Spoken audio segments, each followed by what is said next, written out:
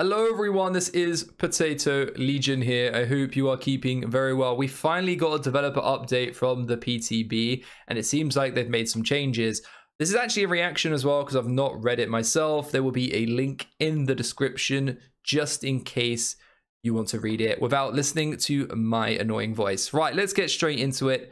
So they're basically going on about how they have done a PTB and they're grateful for everyone that's submitted feedback. So let's look into things. So healing, possibly the hottest topic since it was announced.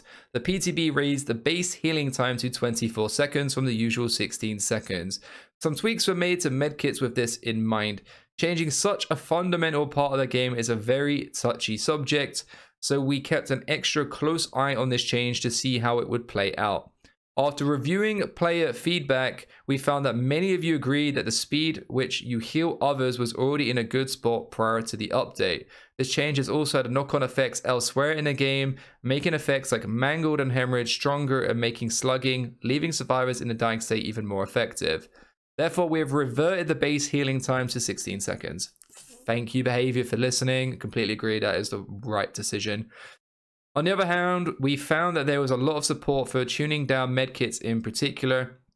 Medkits allowed survivors to heal themselves multiple times whenever it was convenient to them, leaving their teammates free to work on generators while they do so. We've decided to shift our focus to medkits with a series of changes. First and foremost, all medkits will have a total of 24 charges, the same as in the PTB. Second, we've increased the healing speed bonus when healing others across all medkits. The new bonus is as follows. So camping aid kit has now been increased to 35%, first aid kit is 40%, emergency medkit is 45%, and ranger medkit is 50%. Third, all medkits will now have a 33 speed and efficiency penalty when used for self-healing. This will reduce the number of times a medkit can be used to heal yourself and make it take longer to do so. This means that a medkit with default grant one self-heal over the span of 24 seconds before factoring in add-ons. Combined, these changes will decrease the power of medkits when used for self-healing, but increase their power when used for healing teammates in return.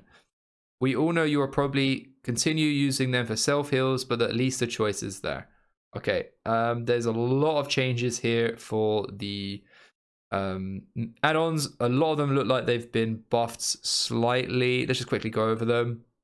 So Rubber Gloves new effect increases the great skill check bonus by 10%. Butterfly tape increases speed by 5%, was free. Sponge increases great skill check zone by 20.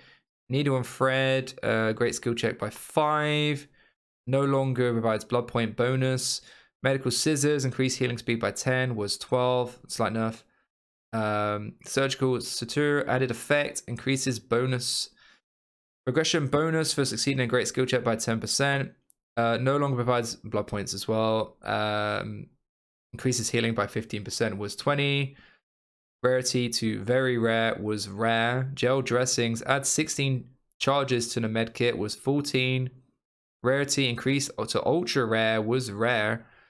Anti-hemorrhage singed. While this add-on is unchanged, please note that its healing speed will be reduced by the medkit self-healing penalty, resulting in it to be 24 seconds by default. Right, let's see what they've done with Billy. I'm kind of glad they've changed medkits. I think it's fair that survivors can't constantly heal themselves over and over again.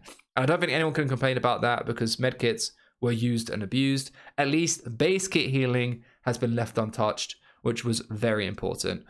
Okay, let's go into the Hillbilly. Okay. So on the PTB, we tested out some changes for the Hillbilly, both toning down the overheat mechanic and adjusting 2 of his top performing add-ons. While the overheat mechanic felt less oppressive, many of you raised concerns with the changes to the engraving add-ons, reminding us that these add-ons allowed the Hillbilly's power to be used in more situations. This overshadowed the overheat adjustments and made the whole package feel like a downgrade. For the release, we've reverted the changes to the Death Engravings and Doom add-ons. Our behavior! They're actually listening. Thank you so much. So many people complained about this, and thank God you've done a PTB and actually made the changes. Good stuff. We've kept the tweaks to the overheat mechanic to make it less limiting than before, making the Hillbilly feel better to play. So technically now he's been buffed. Nice. He deserves all the love, Hillbilly. Okay, so we're going into the perks now. This is the one that people are concerned about, and me in particular, is dead hard. Since reducing the endurance effect any further would make Dead Hard too finicky to use, we instead opted to limit the number of times it could be used by requiring a safe unhook to activate the perk. While this had the intended result of limiting the number of times it appeared in the match and preventing it from being used in the first chase of the match, some of you pointed out that this new design indirectly encouraged the killer to chase the unhooked survivor.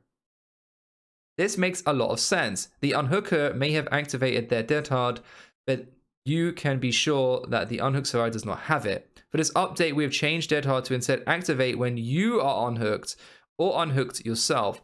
This way, the unhooked survivor becomes less of a clear target for the killer. I said that. I literally said that. If you listened to me going on about this and saw my tweet, you're welcome, everyone. I'm joking. I know I didn't personally have an impact on it, but that is such a good change because that means that the killer is more likely to go after the person that's saved because now they've potentially got to eat a Dead Hard. So that's a great change. That's nice. That's awesome.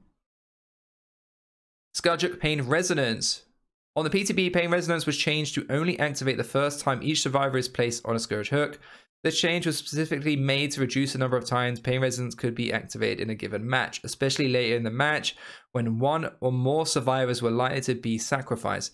While this did have an intended result, many pointed out that this left the perk in a fairly weak state, not quite stacking up with other regression perks. Considering Scourge Hook Pain Resonance can now only activate 4 times in a match and requires the killer to target different survivors, we feel comfortable making it more rewarding for the killers who choose to take on the added challenge. Therefore, we've increased the regression amount to 15, 20, 25% was 11, 13, 15. So they've added 10% to it. We hope those who choose not to chase the unhooked survivor will find this perk much more rewarding. In a sense now, if you get everyone hooked, you can basically force a gen back to 0. I think that the fact that you're giving more regression is nice, but I still think the perk is basically dead and people won't run it as much. If you bring it with Dead Man's, that's going to be gross. Okay, let's see what they've done with Boon's Circle of Healing. Since this perk no longer grants the self-heal ability, Circle of Healing found itself in an awkward spot.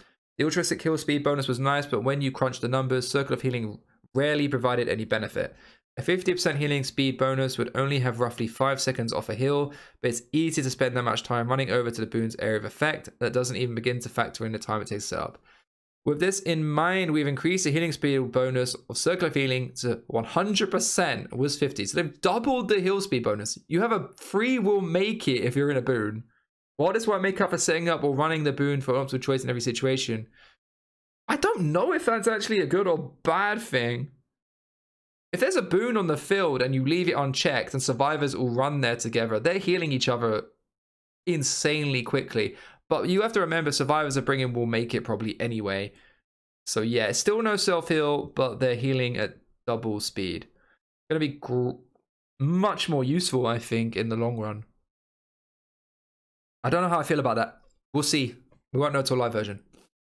Last but not least, Autohaven. We managed to sneak one more change into the Autohaven Records map updates. A while back, we added some new tiles for the round. One of these tiles, which featured a window and a pallet, ended up being fairly unsafe. We've rebalanced this tile, but it unfortunately didn't make it to PTB this time. However, an updated version will be on release. With that in mind, let's reach a develop update.